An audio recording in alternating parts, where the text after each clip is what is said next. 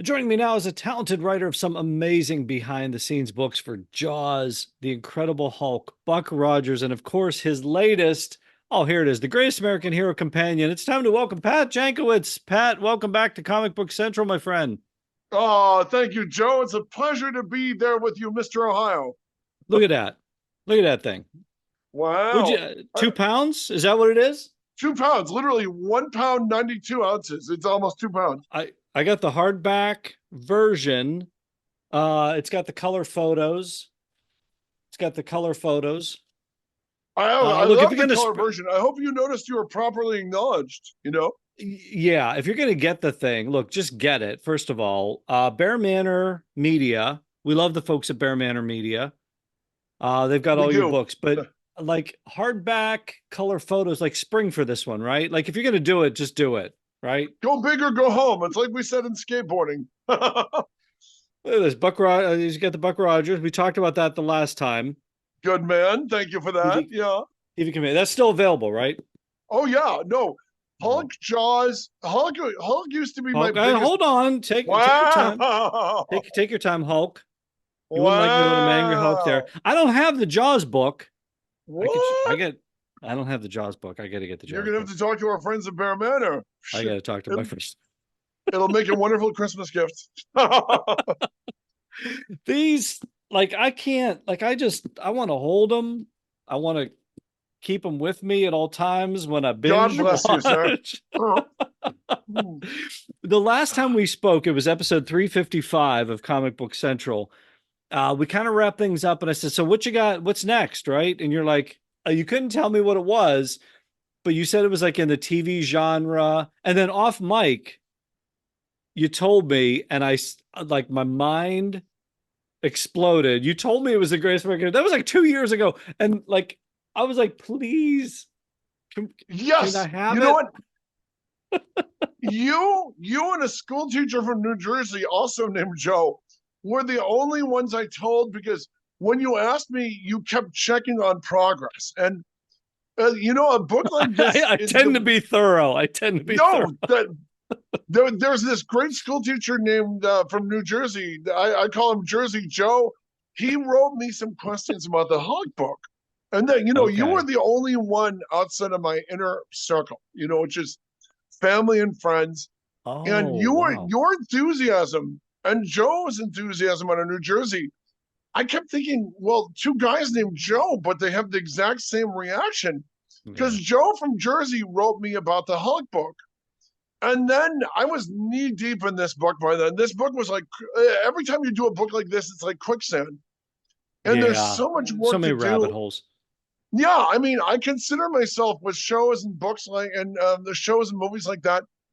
I consider myself kind of a pop culture pathologist. I'm Yeah. an You're the exhuming. Indiana Jones of pop culture. I, Yes. I'm like a coroner. I'm exhuming the body. I'm cutting it open. I'm seeing.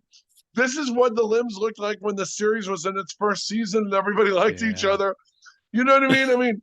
And this is where the hardening of the episodes became in the second season and the third. Here's where it You, starts to go downhill. Yeah, right. yeah, and it feels to me, I've compared it to Friends to doing cold case files. You know what I mean? Yeah. This is not like I'm doing Friends. This is not like I'm doing a book on what's a big. It's not like I'm doing something that's current. Well, It's not like I'm they doing. did the Big Bang Theory, and it was like everybody loved each other and everything, and it was like this is like these are mess. Sometimes they're messy. So it's like family though, but it's like you get in and you find the dirt and the nitty gritty and stuff. And so look, I'll be Johnstown Joe. He can be Jersey Joe. That's Yeah. fine. Well, We'll go you from are that. the Joe Stuber to me, buddy. You did the Ah, because one, I quoted your Faye Grant interview. Faye Grant agreed to an interview, and then she took a powder. She was busy, and I listened to your podcast with her on Comic Book Central, and I thought, okay, I'm going to use that quote here and there. take it. Take it. That's what Thank it's you. there for. That's what this show is there for. It's that because you used to write for Starlog. Like Starlog was our Bible. Like for us Yeah. old nerds, Uh, our old nerds. R.I.P. Generation X Yeah. nerds. We get our we. I. You know what? The amazing thing is, I wasn't into Starlog. I was into Fangoria. Yeah. But once you started as a kid, once you started running for Fangoria, or once you started running for Starlog, Fangoria didn't want you because they considered themselves edgy. And then Yeah. it just became the Tony Timponi found out I was a much bigger horror fan than it was because I would, I wasn't really a Star Trek guy or anything, but I could find anybody in Southern California.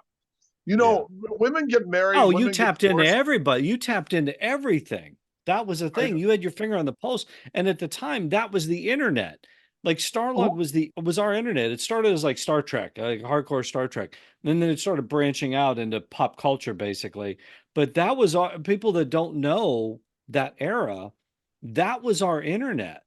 And so you were our internet at that point. Like you were, but you were doing it like old school. Like you had to like literally go get people. well, I've never been a fan of phone interviews. Like what we're doing now is not a phone interview because I can see your face, I can see your Right. reaction. But even as a college kid starting out at Starlog, I didn't like I didn't like the idea. There were guys there, who they would gump out like 5 phone interviews a day, and they read like phone interviews. I Yeah. like looking at the person. I like asking them questions. I like hearing their reaction. I still do that. I mean, Yeah. 90% of the book, 90% of the Greatest American Hero, that's face to face. William Cat, Yeah. everybody else, Like and pictures by Pat Jankiewicz, picture by Pat Jankiewicz. Like it's you and exactly. them. Yeah, yeah. That's the goal of the book, is that And you when, were there. but here's where it gets weird. I did a table read for a film noir detective movie where with Michael Pare before we did the interview. For folks that And haven't heard the Michael, first interview, you're also an actor. oh So yeah, yeah, you're I'm a sorry, I should writer have. and actor. Yeah. So yeah, yeah, it would make sense that you're at a table read with Greatest American Heroes, Michael Pare. And so the cool thing about him, he was a cool guy. He's great work ethic, nice guy. Yeah. So here's the weirdest thing. He called me. He was making a movie in Cleveland, and he called me. He called me on my birthday, and we did an interview for oh god, it's an article coming up. I did a big, huge article on his upcoming movie Bad Moon, where I talked to everybody. He did a Okay. great underappreciated werewolf movie, and so I asked him all my Greatest American Hero questions when I was Why doing a not? piece on this movie. Right. And then on my Because you birthday, just the very happen to be next, writing a book, right? yeah, and so I didn't say, hey, it was me, the bad guy from the detective thing we're reading for. That lost financing, which happens every now and then. And so on my birthday the following year, I'm in Ohio on a movie. It's Out of the Shadows. It's on Amazon now. I think it's on Tubi. But I'm doing a movie where I play a serial killer in a small town. I'm murdering people in a small town, and Michael Pare is chasing me down. So it's the first time I've ever done a book where one of the people from the book I did is trying to kill me. But we had a Nice. good reason. I keep pickaxing local teenagers. Yeah, that's like it happens. Things happen in pop culture, It's right? justified Um, homicides. it's look. Here's the thing. I'm if you're watching the YouTube version, I'm flying the colors. I've got Dennis Danger Madelone, the stuntman. He sent me the official black T-shirt, the crew T-shirt. I've got that. I wore that. I've celebrated 40 years of Greatest American Hero with the cast and crew. The show is well represented here, but today, this is what I want to talk about. I mean, this book. It's like I don't want to cover up your name with my hand if you're watching the YouTuber. I always do that. Well, it's okay as I've long as you get the been doing title this out for like there and make 10 sure years. they I know still it's on can't figure Amazon out. and Barnes and Pat Noble. Jankiewicz, that's you. And then we try to like a forward by William Cat, the man himself, Yep, provided the yep, yep. forward. Look, I love the show. So many people love the show, but it's not like it started off hot. It petered out. It was only 3 seasons, kind of seasons, Actually, but like kind of what? two. When you realize the first season was a half season pickup, only 2 seasons basically. Right. Yeah. It's not that many episodes. And what I love about the book is one thing I didn't delve into was I think what could have been. There's an aspect of the book that you've got to look. I don't want to spoil it too much, but there is an aspect of what could have been, and it just made me go, "Aw." So, Yeah. what made you want to delve into this particular superhero, the greatest American hero? What made you go, okay, I got the Hulk, I got Buck Rogers, I got John, like, oh, greatest American hero. I'm kind of, it's a twofold reason. Um, it was something I thought of. I thought it was a cool show. When COVID hit, when COVID hit on a Saturday morning, it was literally the morning they announced COVID, everything was shutting down and everything. And all the magazines I write for and all these companies I did other work for, everybody was shutting down. Everybody. And that was kind of scary.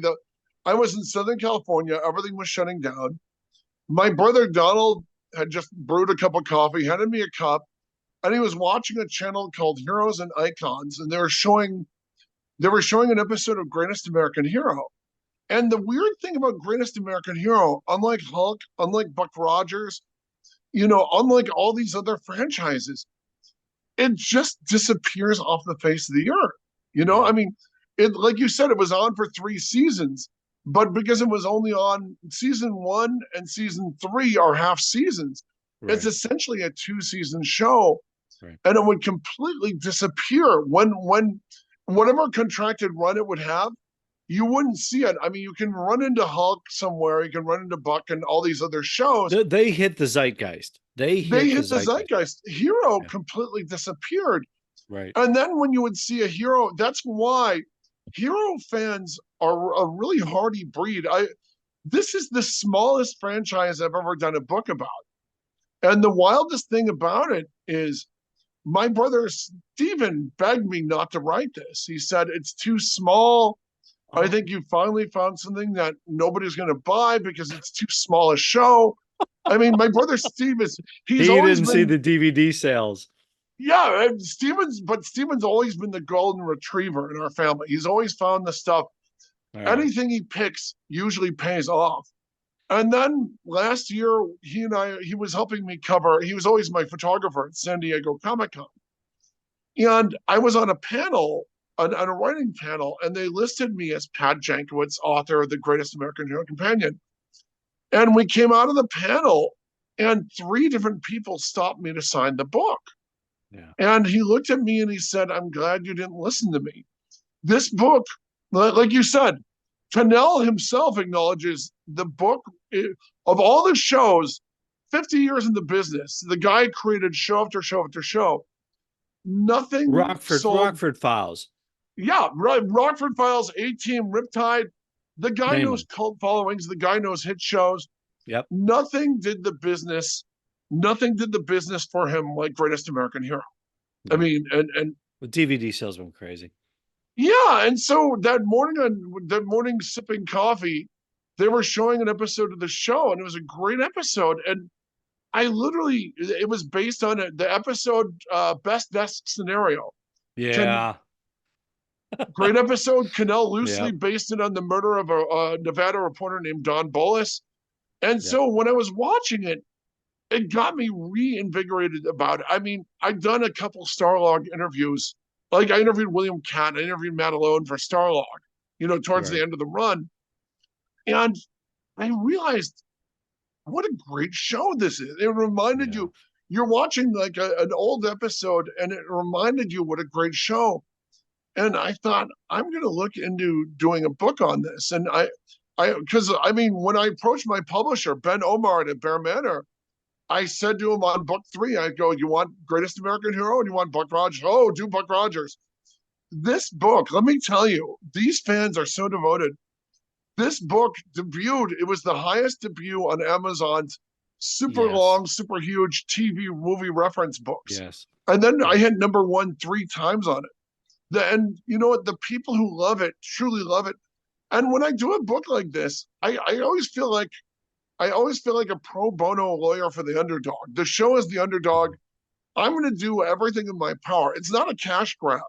every book I do, I'm going to find you everybody from that show who mattered, and we're going to get them for you. You tapped into it because even like the guest stars, they get their moments.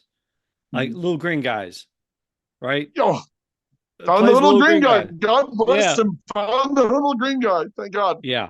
It's it's the deep well, first of all, it's the only greatest American hero book out there. So there's that. You True. got that locked in. But you tap into these golden nuggets that we'll never know, and you get these interviews with these people that we'll never talk to. And again, when you watch it episode by episode, um, my heroes have always been Cowboys, season 1, episode 7. I had a chance to do a commentary with William Catt on that, and we basically just watched the episode. And just when I'm digging through this, I'm like, man, I wish I'd have had this in advance of that. Like it's just like I I wish I'd owned this prior to that. I loved what we did, but it's just like you tap into so much of what we love about that show, and it just feels unfinished. This show just feels unfinished, right? Do Yeah, you get that see, sense? and yeah, like you said, what might have been, which I won't give away in Right. case somebody's getting it as a Christmas gift. But there's certain things. I mean, the one thing I knew when I was pitching the book, I've been friends for years with Emily Moultrie, Little Debbie from There's No Accounting. And ever since I first met her, and she mentioned to me she was, I knew Emily for like 6 months, and then one day she started telling us stories about being a child actress, and I realized she was Little Debbie from The Greatest American Hero. So the one thing I knew was Emily was going to be in the book, and because she's a friend, it was the shortest trip I've ever gone to interview somebody, and it's like God bless you, Emily. And Emily dug out the pictures her dad took on set. And by the Yeah. way, that's one of the reasons to get the color book, because Yeah. Emily's dad took these beautiful full color pictures, and I just, to me, if you're going to do this, do it. If you're going to talk to them, talk to them, and I had a good fortune of getting just about everybody. William Zabka, I got William Zabka at an appearance in Utah, but he didn't really. His manager's like, he's here to sign autographs, and it's like, okay, you're lost. You're not in the book, Right. Right. Right. and it's like, but everybody, I would do ambush interviews, I would schedule interviews, I would find people. To me, the important thing. You know who I found after the book? We'll talk. I found out a friend of mine is an accountant. My friend Jamie, very cool guy, is an accountant, and it turned out he did accounting for the classmate of the gang. Yeah. And Because I found Paco the sadly class 3 months. changed, right? Like Ralph Hinckley's class changed over the years. Oh, but Paco's in it from the pilot. You know, Okay. Oh, yes, yes, yes, yes. but in Paco, he's with the he and the other guy are like the yeah, maybe we should guys every time Tony and Rhonda come up with a scheme, There's you always know. Tony and Rhonda were like the main, right? Mm. And Tony and Rhonda, this blows my mind. Show debut is huge ratings. It comes on huge ratings. Tony and Rhonda are immediately looking to get off the show. Well, Which just is for amazing to context me. for people too, like we're coming in, Superman 1978, Christopher Reeve blows up. So everybody wants a superhero at that point. And by the time we get to 1980, late 80, early 81, Superman 2 has hit internationally. Right. Summer of 81, I think Superman 2. So, I think it opened June 16th. And they were really, or really, sorry, really upset. 81. Yes. 81. Yeah. So like there's that seed of we need a superhero show. We need Superman. And so that's what everybody tapped into. So it exploded big. You talk about that in the book but then what I love is, and I knew about it, but I don't know that I knew the granular details that you get into of the legal battle between Superman and the greatest American hero. Yeah, because obviously Stephen Warner Cannell was Brothers is not happy about that protecting lawsuit. Warner Brothers is protecting Superman as best they can, kind of like they did in the comic book version against Captain Marvel. But the and Stephen Cannell, the producer, the showrunner, the writer, the creator, the like the everything. Um, you know, rest in peace. Uh, it just he wasn't having it. No, He not wasn't at all. having it, and it's a brilliant read. How it Thank you. jumps off the page. That I knew about it, but I didn't know about it. If that I makes was sense. scared during that part because I thought, can I get my audience to sit through a courtroom battle on paper? Oh, And you got one day, this guy. no, and having Joe Stuber means a lot because when I got into that court battle, that's when I realized there were so many gags. The pilot has like 4 jokes about the adventures of Superman, but there's like a dozen jokes about Superman the movie in there, Yes. including the guy in the ER who quotes the pimp on the street when Superman first changes. And I make a strong argument that Say, Ralph's name Jim. comes from Superman the movie, you know? He's a say, Jim. That's a bad Yeah, outfit. yeah, yeah. Bo Rucker, by the way, I tried to interview him from Starlog, but could never find Bo Rucker. That was one of my white whales. Where the The hell white is Bo whale. Right. We'll Rucker? find him. You and I, between the two of us, we'll find him. But God it's bless. brilliant how that I plays mean, out because it's even like you take us in and then they play this version of like there's the in the pilot, the little kid in the alley tells Ralph Hinckley, you gotta, it's 1, 2, 3 jump. Like there's a yes, three-step yes. jump. And you play that out, and they're like, there's a patented three-step jump. And then they play Superman the movie where there's no patented Yeah, three-step they're jump. $500 an hour lawyers, and Cannell's lawyer gets him to do the 3-step jump in the courtroom, which In the Cannell courtroom. really enjoyed. When Right, I mean, right. the amazing thing is, if they went after Greatest American Hero on behalf of the Green Lantern, they would have had a stronger case. You know, Right, right. that's a No, common it's man getting a ability in a suit from an alien. That's but see, Greatest American Hero. I think that's the brilliance of these books that we get into. It's like you could do an episode guide. You can Mm. do an episode guide, and we'd all be happy with that because we watch them and there's an Easter egg, and it's like, oh, oh, I didn't catch that. But then you get into these behind the scenes battles, you get into the nitty gritty.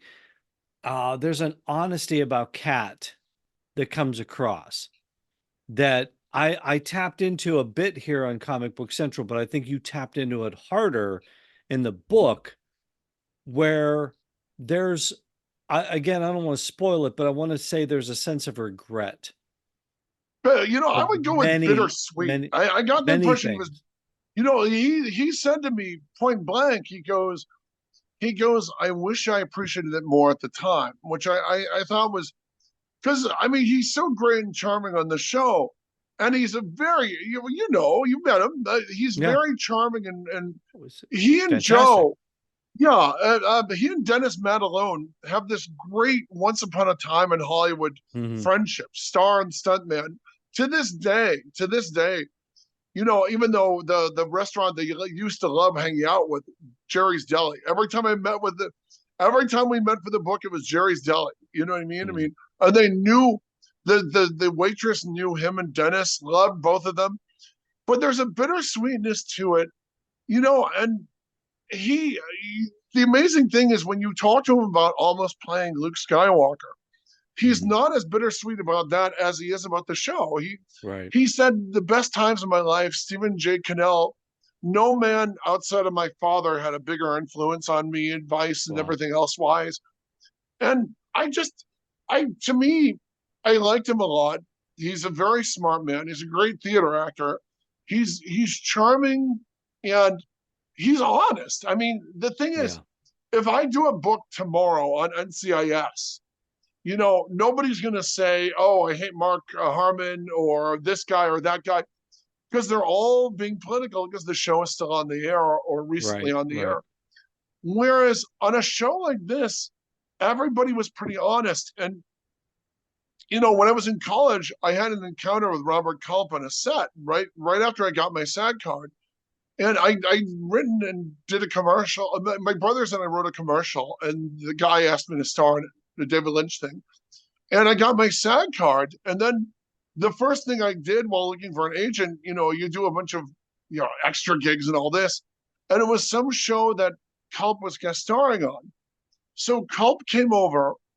I was sitting by the fire, and it was some Western show. I'm sitting by the fire, and and Robert Culp pops in the chair next to me, and he talks to me for a solid half hour, and I don't say Wow. anything to him. I'm just Yeah. listening to his stories. And he gets up and he says, "Well, great talking to you." And I'm thinking, wow. I mean, because he went through his career, and I listened and I nodded, and I think he was just processing something in his own head. Yeah. So I have that in the back of my head when I'm doing the book, that I met Culp. He was nice to me as a complete nobody. And when I'm doing the book, you'd see people would have good, bad, and indifferent encounters with Robert Culp. But That's most of them were like Faye Grant and Michael Prey's experiences, where he was great to them. that's the beauty of the book, because as you go through it, you understand there's a challenge with Robert Culp. Mm-hmm. And I've talked about this with his son. I've talked about it with many of the actors. And Oh, you talked to Joseph? he, You talked to Dr. Doom? He's a great guy. He's in yeah, the book. he's Robert was a complicated man.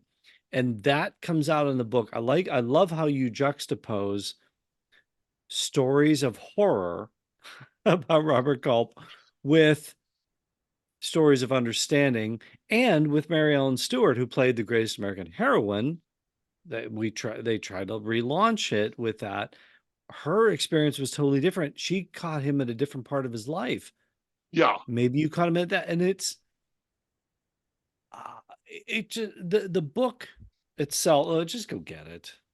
Just go Well, get it. All remember, right. one of the producers of Heroin thought he was being hard on her. And she said, far She from it. He said was no, incredibly no. supportive. Yeah. That's the brilliance of the book, is that you get both sides. You just get a flavor of all this. I can't recommend it highly enough. Look, in the Oh, time we have shucks. left, I gotta ask. Look, let's go speed round here. Sure, please. Favorite Anything you want to know. episode? Favorite episode? I love the pilot.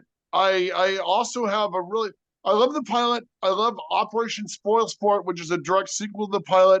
And then um and I love the hit car. Those are, I think, gun to my head, those are the three I think are the best episodes.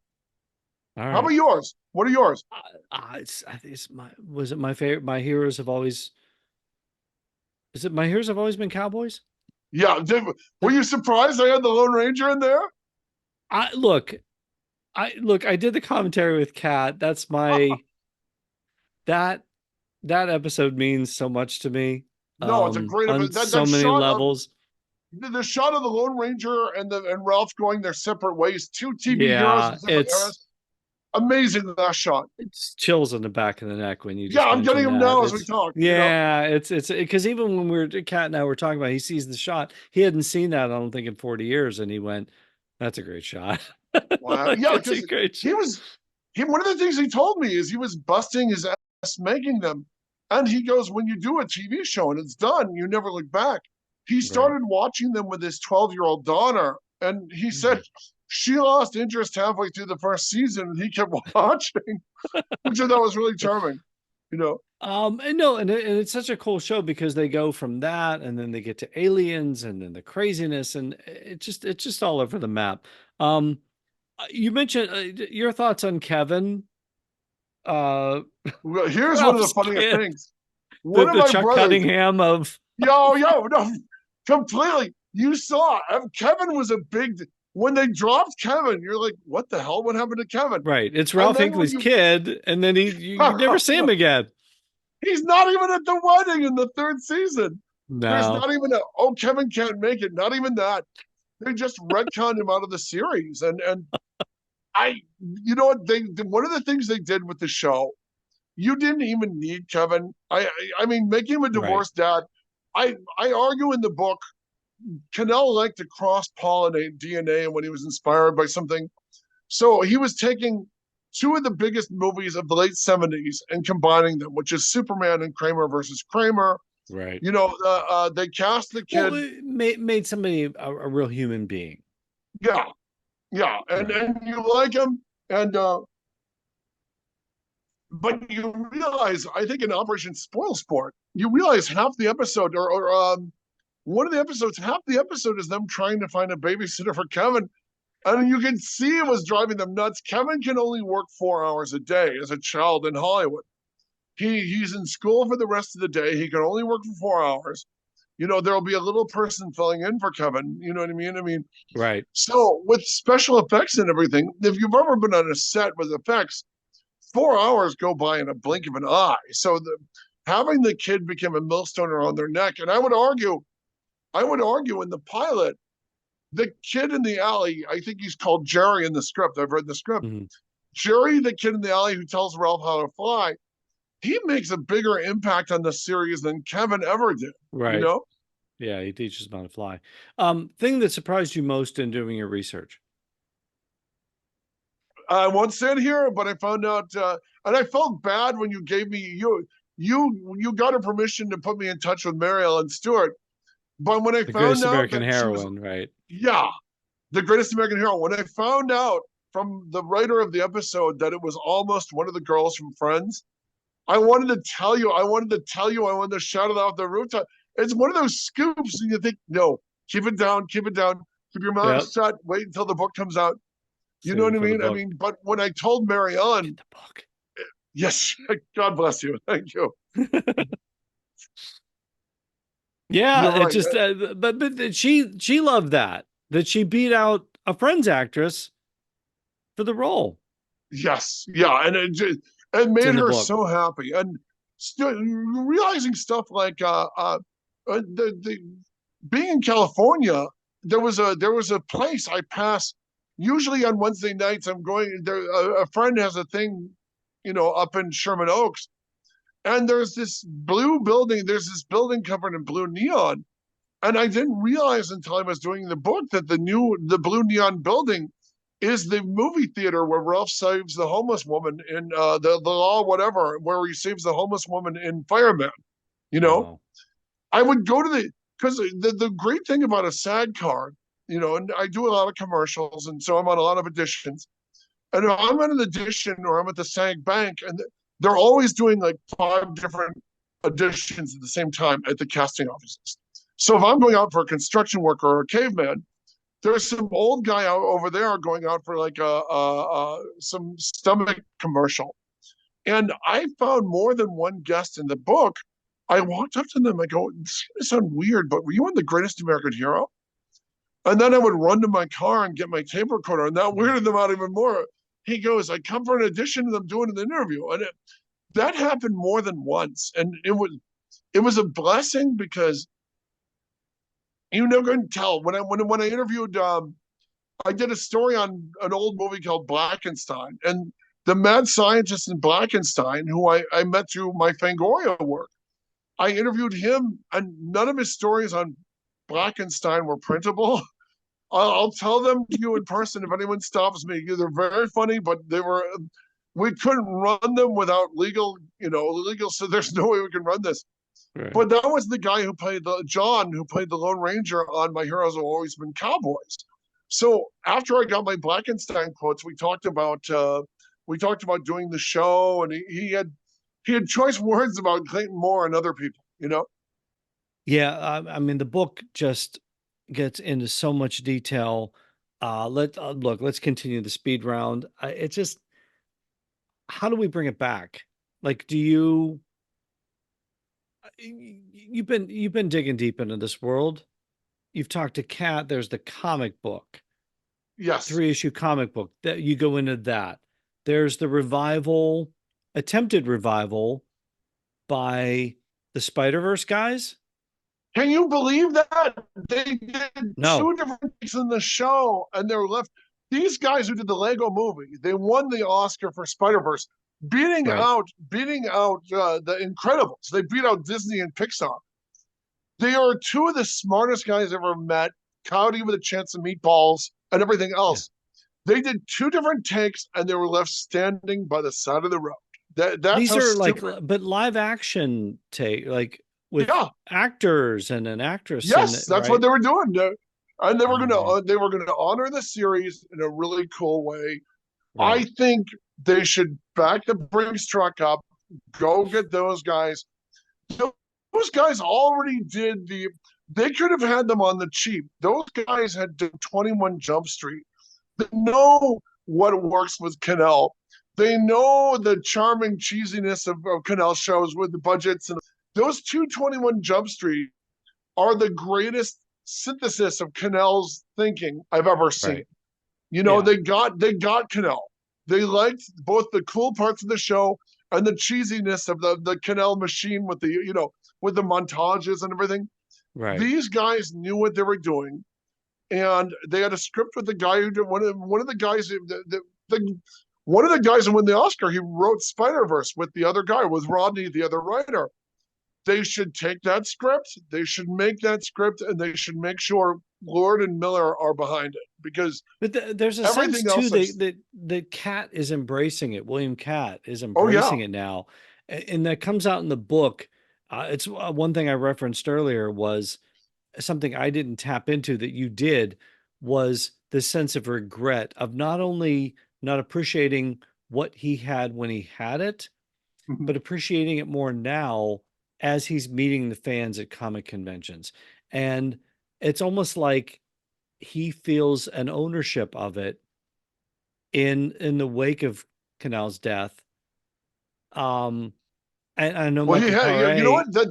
That's a great way of putting it. He's the face of the franchise. You know yeah. what I mean? I Even mean, Michael Paré was like, why can't I be the Bill Maxwell? Like, yeah, wouldn't Tony Villacana, wouldn't he be the Bill Maxwell? Wouldn't he have become that? That makes sense. Or that wouldn't makes William complete story Cat, sense. I mean, like Billy little green Conn bringing guys, him back. Yeah, I'm just saying, like the little green guys, even if they made William Cat Ralph Hinckley, remember, which they took his memory away, the greatest American heroine. nobody If they made remembers him, that episode. I'm sure they right. could bury it. You know?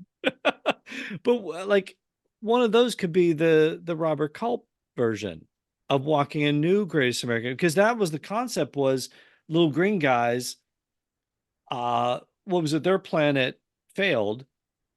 Right. We don't want it to happen here. Yeah, an amazing Patrick Hasberg script. Everything being talked about now in ecology and conversation, he did in Divorce Venusian style literally 40 years ago. This is the 40th anniversary of the show's cancellation, you know? Yeah. And I You mean, were at the San Diego Comic Con reunion with who all was there? It was it was Cat. Culp, it was Culp, Cat, Connie, and Dennis with a video introduction by Steve Cannell. The room was Yeah. packed to the gills. You know what I mean? I mean, Wow. it was an amazing, to me, it was like, if you're a fan of the show, it was their Let It Be moment. They were jamming on the rooftop of Apple, you know, because they were at Comic Right. Con. The Comic Con wasn't Comic Con when the show was on the air. You know, in the 80s, fandom was basically, if you were in line for Return of the Jedi, a girl would bring you a flyer and say, please sign if you want to save Voyagers. And now it's such big business that, Yeah. you see in the book, I took pictures of Ralph Hinckley's walking around. Look at the ages on the two guys in the Ralph Hinckley costumes. Those are two different conventions. I think one guy is in his 60s and the Yeah. other guy is in his like 20s. And, the guy who discovered it in his 20s obviously watched Heroes and Icons, and he was curious about the reference on Big Bang, because Big Bang Yeah. made a couple references to it. Right. There's the Seinfeld. You talk about the Seinfeld, I think, the George Right. answering machine. That's obviously the theme song. The Family Guy, theme which song that will tickled run. the. Right. Family Guy. The theme song will live forever. Joey Scarborough. One of us is. We're going to talk to him, right? Oh, you know what? It's funny You got because references in the book too. Yeah.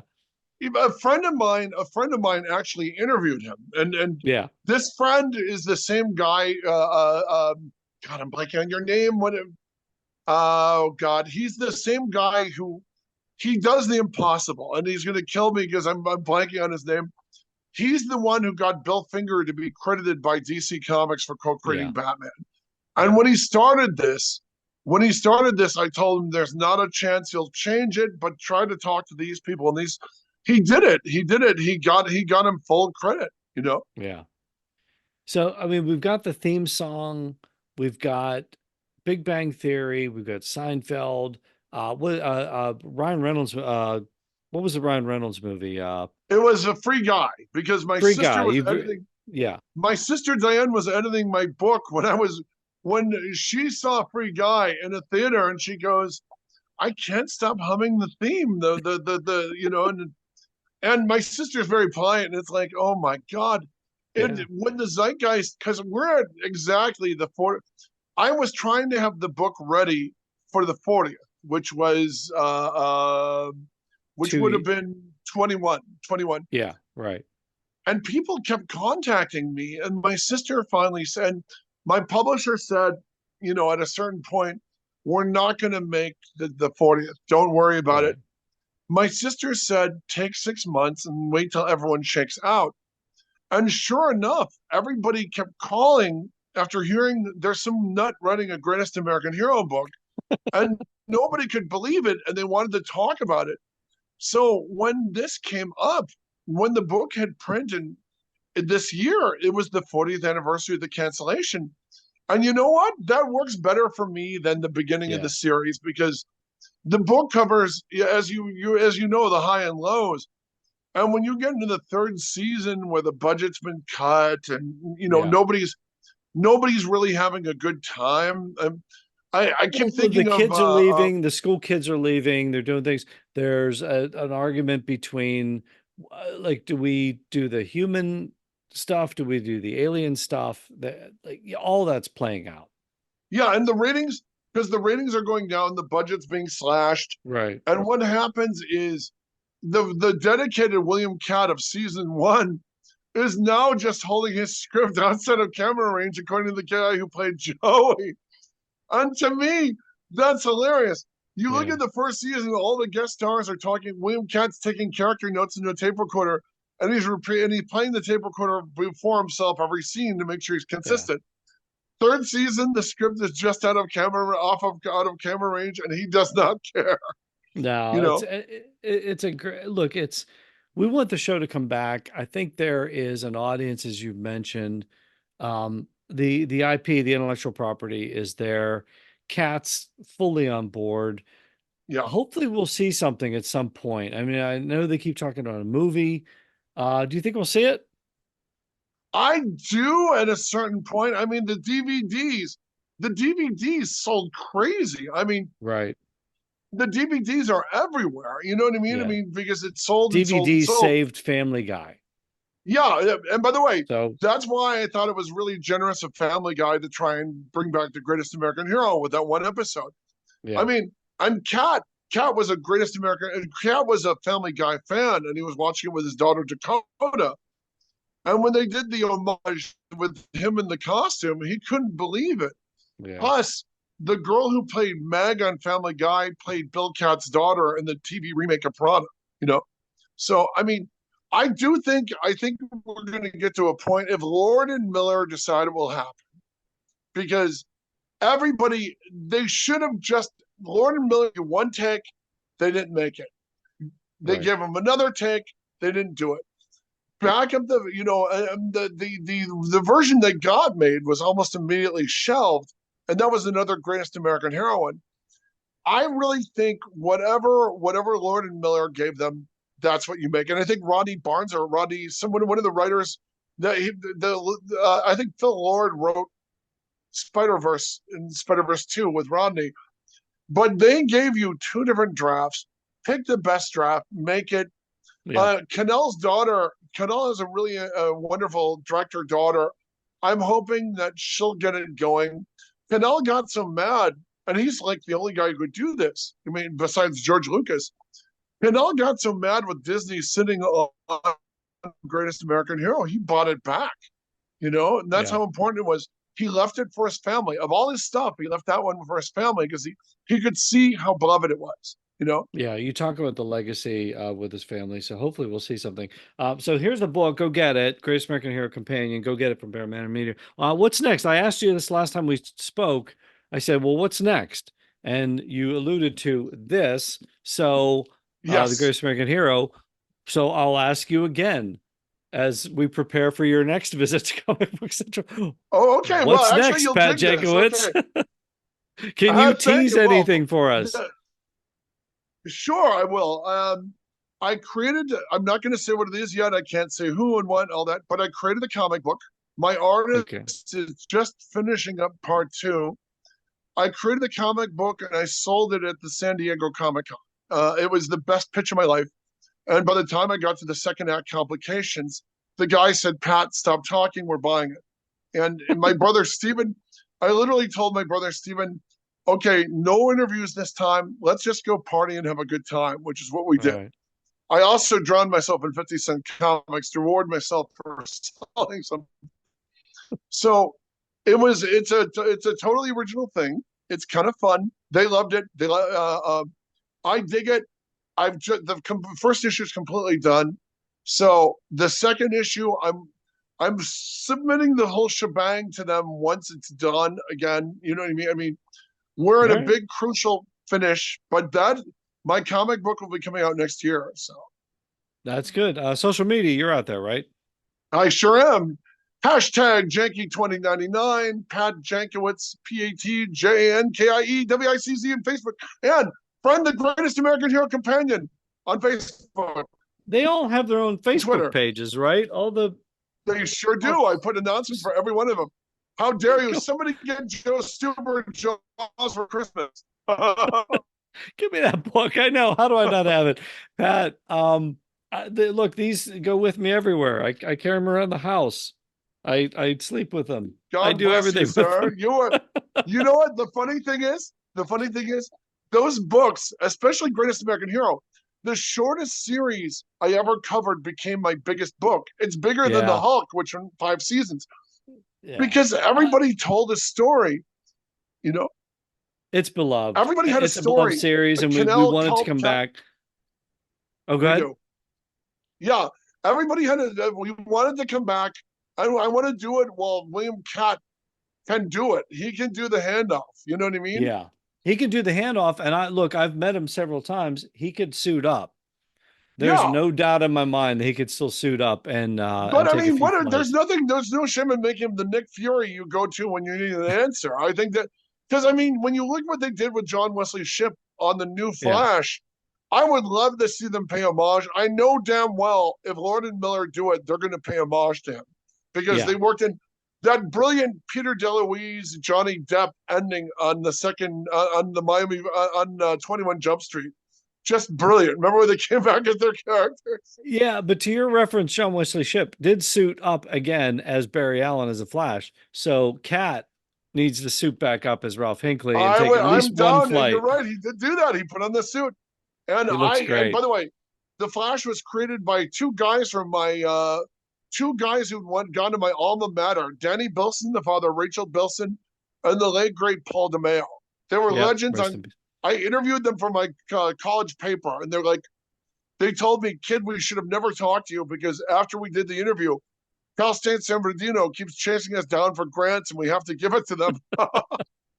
I had the honor of welcoming both to Comic Book Central as well, and it was look, these are fanboy dreams. That's what we want, and these books There are you go. fanboy dreams. We get to relive these things through you, through your incredible research, continued success. We can't wait to see what's next.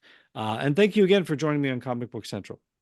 Joe, it was my genuine pleasure. Thank you for having me. And you keep up the good work. I mean, since I did your show, the best part about doing your show before is I started listening to it. And I mean, I even in episodes and shows I didn't watch, I was listening to because I just want to hear what they say. So thank you. I should invite everybody on so everybody will listen to it. I think that you tapped into it.